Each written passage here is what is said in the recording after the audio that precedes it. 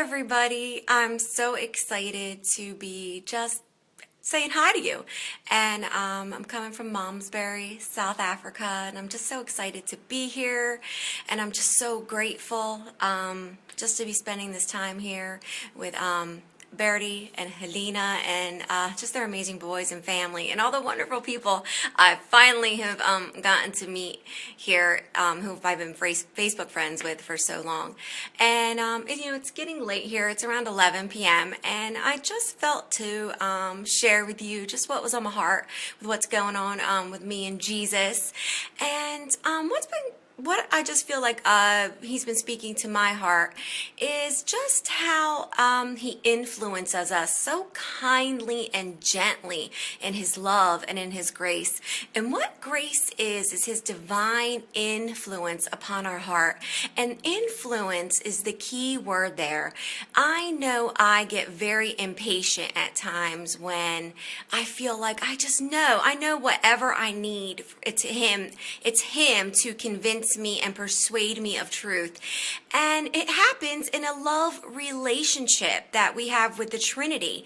And if we just think about it in our everyday life, what happens with, friends or even with, someone who wants to be your friend? They're going to be kind to you. They're just going to be friendly to you. They're going to win your trust. They're going to earn your trust. And that's what God does. That's what, the Father, Son, and the Holy Spirit, that's what they do in their love and their grace. And they do it so kindly and gently. And I know sometimes I forget that.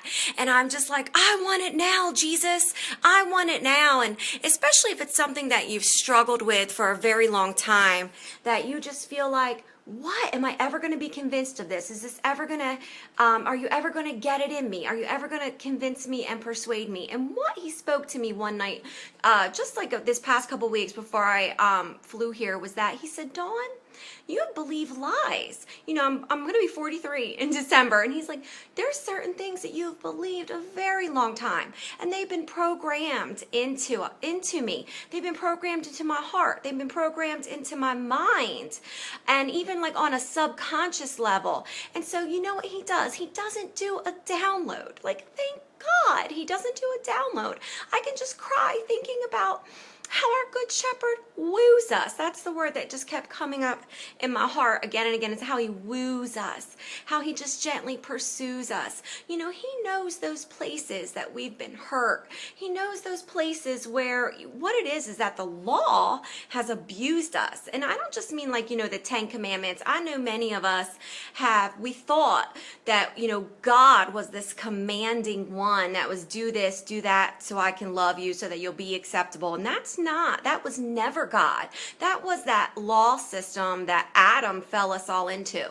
And the law system just means you're going to have life by the works of your hands. And so none of us could ever do it. You can't have God's life. You can't have God's life by anything that you do. But I know even I, who wasn't churched, had that ingrained in me, that performance system I've got to do to have, do to be accepted, do to be loved, do to be desirable.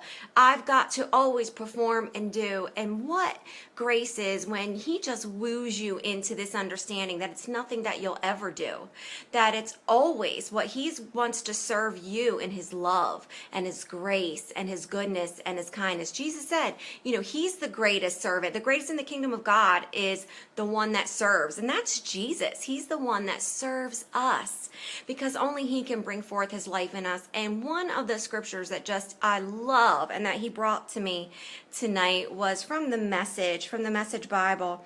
And it's in Ephesians 5 when they're talking about relationships. And this is what Christ does for us. It says, Christ's love makes the church whole. His words evoke her beauty. Everything he does and says is designed to bring out the best of her, dressing her in dazzling white silk, radiant with holiness. And this is what he does. He tenderly woos us. He tenderly reveals himself to us, and he earns our trust. So kindly and gently, he earns our trust. And he's the one that gently persuades us in his love and grace. And when I think about, friendships that I have, you know what they did? They showed themselves trustworthy to me. They were kind to me. They said nice things to me. They, when they were going to be a certain place, they were there, or they called me. They weren't suspicious of me. They weren't mean to me. They were so kind and loving, and that's how it works in relationship. And for many of us who were abused by the system that Adam, fell us into, we didn't even know that Christ had already died away that system, and now we're married to him, just like it says in Romans 7, and he will bring forth his fruit in us. And so that's what we are. We are the bride of Christ. And even men, you are the bride of Christ, and you can't do anything to have the life of God. He's the one that earns your trust, that woos you, that is good to you, that's kind to you. Just think of the fruit of the Spirit is who the character of God is. He's goodness, and he's kind, and he's temperate, and he's long-suffering, meaning he's not upset when he knows all those places in our hearts that have been hurt, that have been abused by, the law system, because that's what it's done.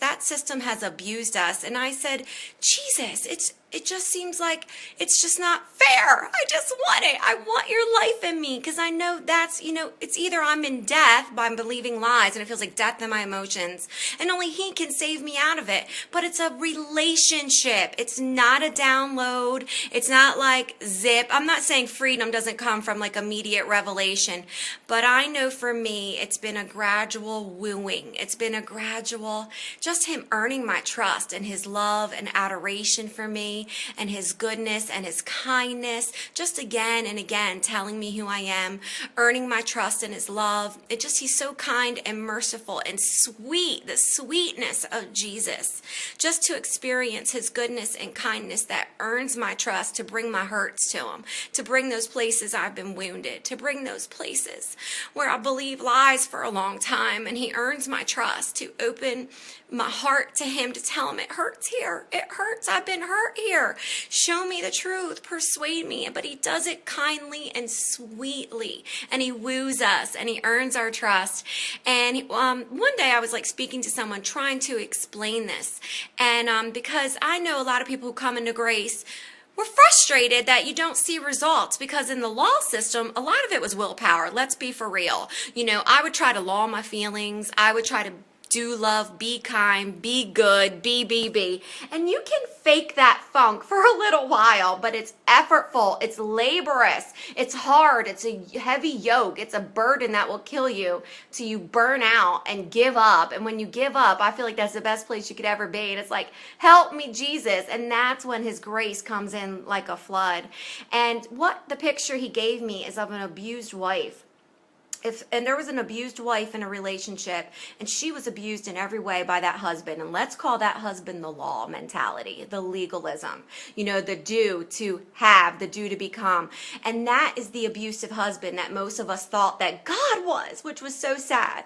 And so what has happened now, God has opened up our eyes to the beautifulness of grace and to Jesus and his love. And that divine influence is always persuading our heart, and it's earning us, earning our trust, persuading our hearts of who he is and who we are to him, and the truth of what he's done for us in Jesus. But doesn't it take time? Imagine now that woman, that abused wife, is in a shelter because she's done. She's done, and she's left it all behind, and she's now in the shelter. And here comes a beautiful, handsome, gorgeous man, and he's knocking at the door, and he's bringing her flowers. Is she going to be able to receive that right away? Because she's coming out, she's been abused. She's been, mentally abused, verbally abused, physically abused. She's been abused and taken advantage of in every way by the one she thought was supposed to love her. And a lot of us thought that was the demanding and commanding God. That's what we heard about. And so now here comes beautiful Jesus wooing her. But it takes time, because she can't receive that new man right away. He will just take his time and gently earn your love. He will just take his time, and he will do it as long as you need it. There's no time limit with God. He knows those places that you were hurt, that you've been wounded, that I call it death in my emotions in our heart, but it takes time. And I know sometimes we get frustrated at ourselves, and that's just a damn lie, frankly, because with that fruit inspection comes on, why aren't I believing good enough? What's wrong with you? Why can't you trust God? What's wrong with you? Why can't you get this? Can't you see everyone else seems to get this message? What's wrong with you? And that's the lie.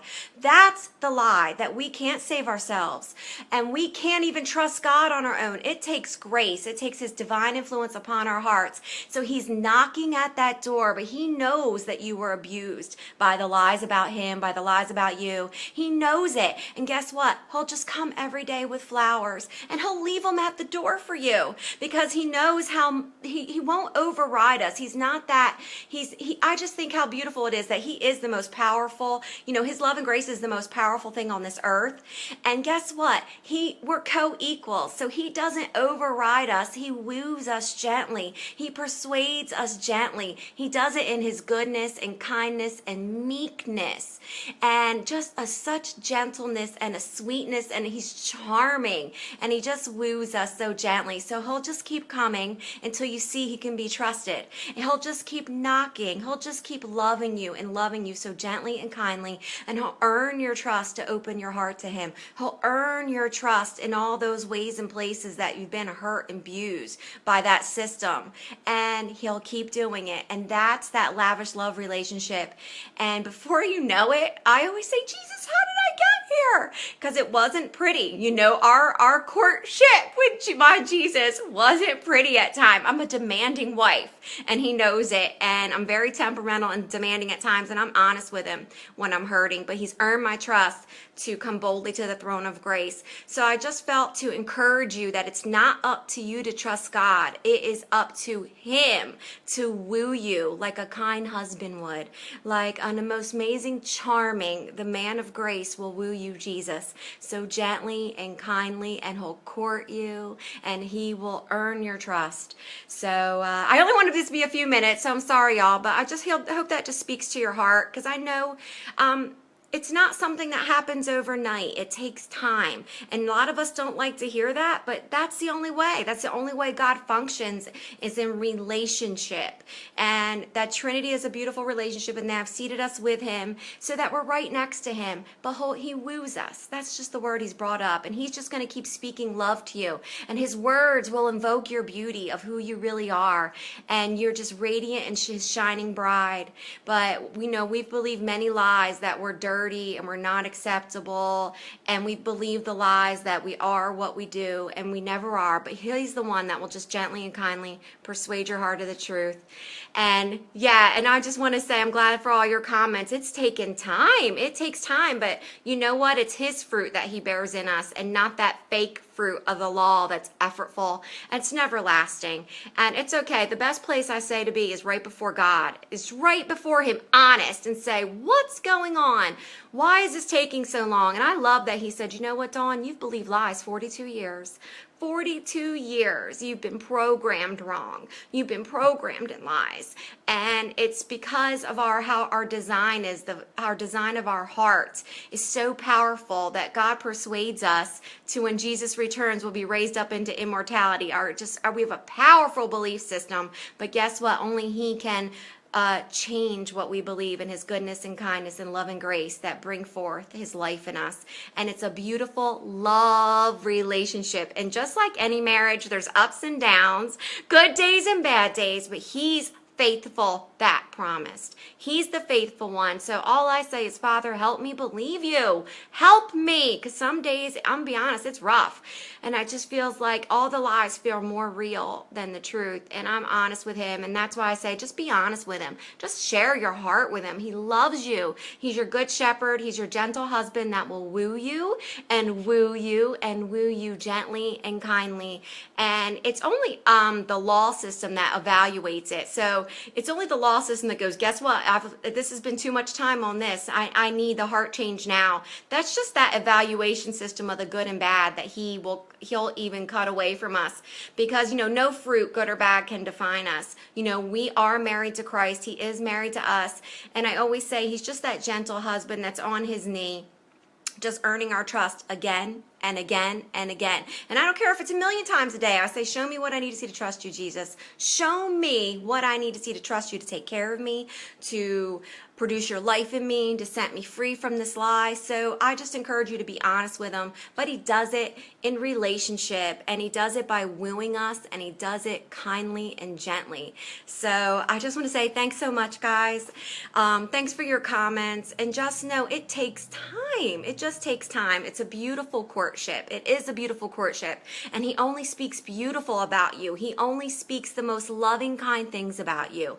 You know, God never has thought a negative thing about you. He's always seen you innocent and blameless and beautiful and perfect, and he's proud to call you son. He's proud to call you daughter. And these are the words that invoke your beauty. These are the words. His love makes you whole, and his truth and words evoke, you know, our beauty. And he's the one that convinces us again and again and again. And that's the beautiful love relationship that we have with the Trinity, that we have with our Jesus. So, and I just want to say he wins your heart. He wins your heart. And he just doesn't win your heart one time. He wins our hearts again and again. You know, there's all those places in our hearts he has to keep winning. There's places in our lives he has to keep winning and show himself trustworthy in every area of our lives. And he will. He will, above and beyond we can dream or imagine. You know, he wants in on it all. He wants to be our best friend. He wants us to experience him as our husband, but as our father, as our comforter, as our spirit of truth. He wants us to experience him in this every way that he's designed us for, but he knows how to persuade you, because he knows he's been there all along. So he knows the hurts, he knows the lies, he knows how to convince you and persuade you, and he will do it. And I just felt to encourage you, it's just takes time, but it's a beautiful love relationship. And there's never a moment when he's not working in our hearts to bring forth his salvation and truth. There's never a moment. It may feel like that. I'm saying it does feel like, where are you? But he's always working in our hearts to bring about his salvation, to bring about his life in us, and to earn our trust. And isn't it beautiful to know it's all him? He's the one that will show himself trustworthy. So I just want to encourage you to just keep hearing the beautiful truth that what he says about you. Talk with him, share your heart with him, be honest with him. He loves that. He loves that, because when we're honest with him, that opens up our hearts for him to say. It's like a little child bringing their boo-boo to their mommy or daddy and going, it hurts here. It hurts here, Jesus. And when we do that, it opens up that place that's been hurt for him just to flood it with his love and truth, and to heal us, and to bring forth his resurrection life in us and restore our souls. And his love consumes us and makes us whole. So I just want to encourage you to be easy. Just not that we can even be easy on ourselves, but his yoke is easy and his burden is light, and he's not demanding. He's constantly serving us in his love and grace. So he doesn't care how long it takes. He's a romancer. Jesus is a romancer, and he'll romance you unto his life. He'll woo you unto his life, and he does it so gently and kindly. And that's our good shepherd. That's our Jesus. That's our daddy. So y'all have a good night. It's getting close to midnight here. So I just want to say thank you so much.